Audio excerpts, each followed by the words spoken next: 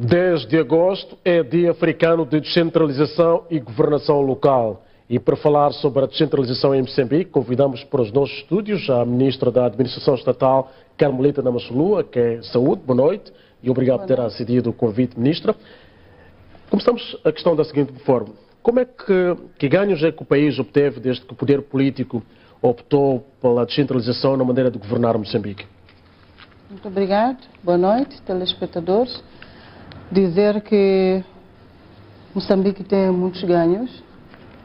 Desde que esse processo iniciou no nosso país, nós podemos verificar de que, por exemplo, a nível distrital, o distrito hoje já é uma unidade orçamental, já há mais transferência de recursos para o nível local. Hoje, o nível local, o distrito já pode tomar decisões para a promoção do seu desenvolvimento, tendo em conta as especificidades de cada local. A nossa própria lei, a lei dos órgãos locais do Estado consagra isso, já não é uma réplica do governo central, tem em conta as especificidades, necessidades locais de cada distrito.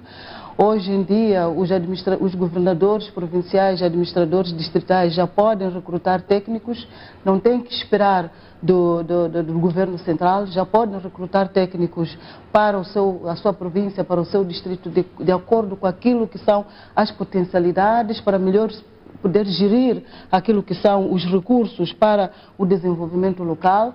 Hoje nós notamos que já há maior indução do desenvolvimento econômico e social nos nossos distritos. Temos cada vez mais fundos e competências que são descentralizadas para o nível local. Por isso, Moçambique tem mais ganhos, o nosso país tem mais ganhos e tem muita experiência também a transmitir aos outros países. Também seja por isso que Moçambique preside a mesa da Conferência Africana dos Ministros responsáveis pela descentralização e administração local. Com este formato, Ministra, podemos assumir que o Estado deixou de ser o único servidor na prestação de serviço público e desenvolvimento, passou a uma instância, quando eu digo Estado ao nível central, passou a ser uma instância coordenadora das iniciativas de desenvolvimento.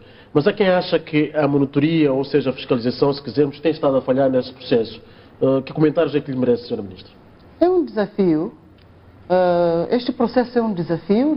Moçambique está a aprender das suas próprias experiências, vai acumulando experiências, claro que pode ter algumas fragilidades, algumas descontinuidades surgem, mas o importante é dizer que nós temos vários instrumentos que usamos no dia a dia para poder fazer a monitoria, principalmente em relação aos recursos e os materiais que estão descentralizados para o nível local, para poder se verificar se realmente estão sendo usados devidamente para a promoção e para o bem das populações. Ainda no quadro da descentralização, foi decidido a transferência de algumas competências para os municípios, sobretudo para a gestão de serviços básicos de saúde e educação. Neste momento, quer-me parecer que o Governo Central apenas transferiu estas competências para 3 municípios, estamos a falar de 43 municípios que o país tem. O que é que está a acontecer para que apenas 3 municípios, portanto, estejam neste momento a gerir estes serviços básicos? O que está a acontecer é que o processo está a ser gerido, mas com todas as suas cautelas possíveis. Naqueles casos em que efetivamente houve a descentralização, neste caso dos serviços, principalmente o que tem sido crucial tem sido a educação e a saúde. Tudo isso por quê? Porque os próprios setores, ao transferir, têm que ter a certeza de que esses serviços serão melhor geridos dentro dos padrões que são estabelecidos a nível internacional, ou então que possam melhorar ainda a prestação desses serviços. Nós estamos a falar aqui de direitos básicos, que seja acesso à educação e acesso à saúde. Então tem que se ter a garantia de que os próprios municípios poderão exercer essas funções com maior competência e que os próprios municípios também se mostrem aptos e que demonstrem que já existem condições reais para que possam aceder a essas funções e competências.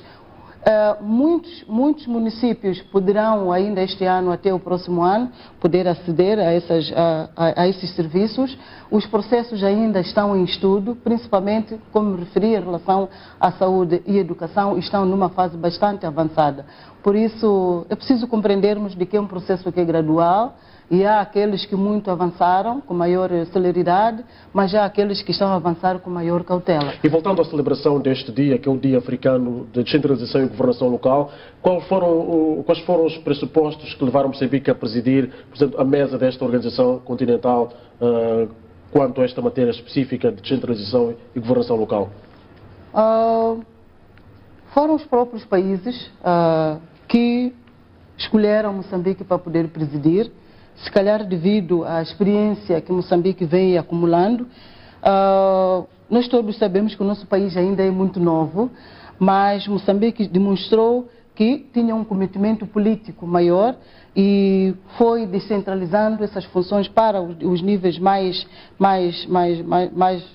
de base, de modo a que empodera cada vez mais as comunidades para poderem participar. Quer dizer, Moçambique foi um dos países que acreditou que o nível local era possível, porque conhece melhor a realidade do seu distrito, tem maiores capacidades de poder participar de uma forma mais ativa, com iniciativas que sejam criadoras para a promoção. E acredita que a experiência de Moçambique pode induzir alguns países do continente a avançar neste modelo de descentralização? Sim, sim. Moçambique está a induzir. Nós verificamos que quando nós contamos as nossas experiências, partilhamos as nossas experiências com esses países, eles ficam muito interessados em saber como que isso está a ocorrer e temos recebido muitas visitas ao nosso país para poderem conosco partilhar as experiências.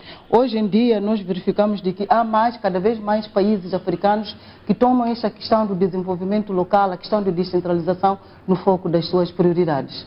A descentralização pressupõe financiamento. Tendo em conta estas dificuldades que o mundo vive, e o nosso país, obviamente, do ponto de vista orçamental, como é que Moçambique pensa sair dessa situação? Como é que materializamos a nossa descentralização olhando para este entrave que é de financiamento?